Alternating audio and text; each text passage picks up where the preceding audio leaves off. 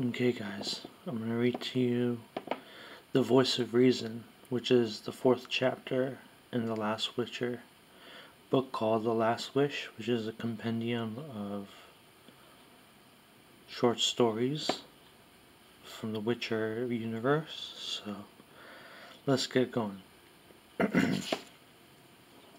The Voice of Reason. Let's talk, Iola. I need this conversation. They say silence is golden. Maybe it is, although I'm not sure it's worth that much. It has a price, certainly. You have to pay for it. It's easy for you. Yes, it is, don't deny it. You're silent through choice. You've made it a sacrifice to your goddess. I don't believe in Melitele. Don't believe in the existence of other gods either. But I respect your choice, your sacrifice. Your belief, because your faith and sacrifice, the price you're paying for your silence will make you a greater being. Or at least, it could. But my faithlessness can do nothing. It's powerless. You ask what I believe in that case. I believe in the sword. As you can see, I carry two. Every witcher does. It's said spitefully the silver one is for monsters and the iron for humans. But that's wrong, as there are monsters which can be struck down only with a silver blade. So there are those for whom iron is lethal. And Iola, not just any iron, it must come from a meteorite. What is a meteorite, you ask? It's a falling star. You must have seen them, short luminous streaks in the night. You've probably made a wish on one. Perhaps it was one more reason for you to believe in the gods. For me, a meteorite is nothing more than a bit of metal, primed by the sun in its fall, metal to make swords. Yes, of course you can take my sword. Feel how light it... No! Don't touch the edge. You'll cut yourself. It's sharper than a razor. It has to be. I train it every spare moment. I don't dare lose my skill. I've come here, this furthest corner of the temple garden, to limber up, to rid my muscles of that hideous, loathsome numbness which has come over me, this coldness flowing through me. And you found me here. Funny, for a few days I was trying to find you. I need to talk, Iola. Let's sit down for a moment. You don't know me at all, do you? I'm called Geralt. Geralt of... No, only Geralt. Geralt of Nowhere. I'm a witcher. My home is Kaer Morhen, Witcher's settlement. It was a fortress. Not much remains of it. Kaer Morhen, that's where the likes of me were produced. It's not done anymore. No one lives in Kaer Morhen now. No one but Vesemir. Who's Vesemir? My father. Why are you so surprised? What's so strange about it? Everyone's got a father, and mine is Vesemir. And so what if he's not my real father? I didn't know him or my mother. I don't even know if they're still alive, and I don't much care. Yes, Kaer Morhen. I underwent the usual mutation there, through the trial of grasses, and then hormones, herbs, viral infections, and then through them all again, and again to the bitter end. Apparently I took the changes unusually well. I was only ill briefly. I was considered to be an exceptionally resilient brat, and was chosen for more complicated experiments as a result. They were worse, much worse. But, as you see, I survived, the only one to live out all of those chosen for further trials. My hair has been white ever since. Total loss of pigmentation, a side effect, as they say. A trifle. Then they taught me various things until the day when I left Kaer Morhen and took to the road. I'd earned my medallion, the sign of the Wolf School. I had two swords, silver and iron, and my conviction, enthusiasm, incentive, and faith. Faith that I was needed in a world full of monsters and beasts to protect the innocent. As I left Kaer Morhen, I dreamed of meeting my first monster. I couldn't wait to stand eye to eye with him, and the moment arrived. My first monster, Iola, was bald and had exceptionally rotten teeth. I came across him on the highway where some fellow monsters, deserters, he'd stopped a peasant's cart and pulled out a little girl, maybe 13 years old. His companions held her father while the bald man tore off her dress, yelling it was time for her to meet a real man.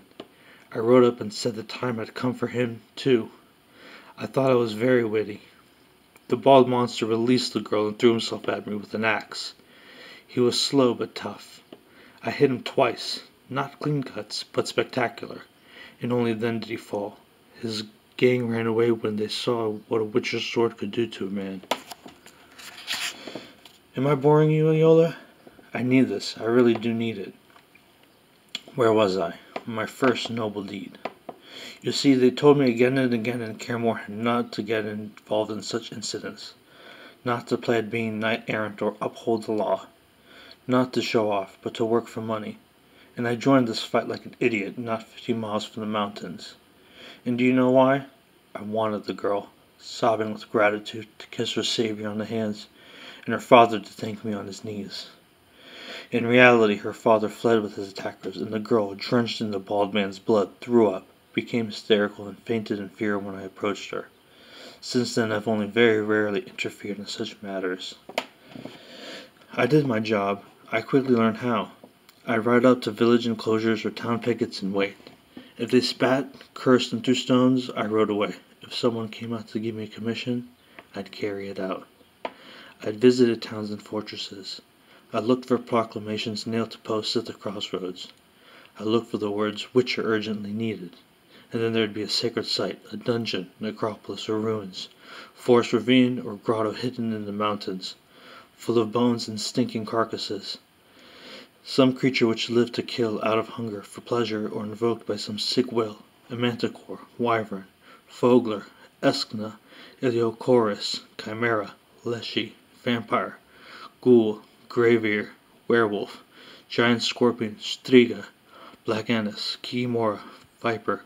So many I've killed, there'd be a chance in the dark getting a slash of the sword, and fear and distaste in the eyes of my employer afterward.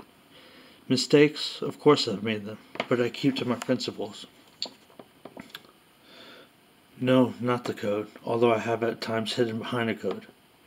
People like that. Those who follow a code are often respected and held in high esteem. But no one's ever compiled a witcher's code. I invented mine, just like that, and keep to it, always. Not always. There have been situations where it seemed there wasn't any room for doubt, when I should say to myself, what do I care? It's nothing to do with me. I'm a witcher, when I should listen to the voice of reason, to listen to my instinct, even if it's fear, if not to what my experience dictates. I should have listened to the voice of reason at that time. I didn't. I thought I was choosing the lesser evil. I chose the lesser evil. Lesser evil. I'm Geralt. Witcher. I'm the Butcher of Blaviken. Don't touch me. You might see, and I don't want you to. I don't want to know. I know my fate whirls about me like water in a weir. It's hard on my heels, following my tracks, but I never look back. A loop? Yes, that's what Neniki sensed. What tempted me. I wonder in Sintra, how could I have taken such a risk so foolishly? No, I never look back. I'll never return to Sintra. I'll avoid it like a plague. I'll never go back there. Heh, if my calculations are correct, that child would have been born in May, sometime around the feast of Beltane. If that's true, it's an interesting coincidence, because Yennefer was also born on Beltane's. Enough of this. We should go. It's already dusk. Thank you for talking to me. Thank you, Iola. No, nothing's wrong. I'm fine. Quite fine. Well, that's the reading of A Voice of Reason. I hope you enjoyed it. And this is the book. Hopefully you can see it. Looks like this. The Last Wish by Andrzej Sapkowski. It's pretty good. Highly recommend. Take care, guys.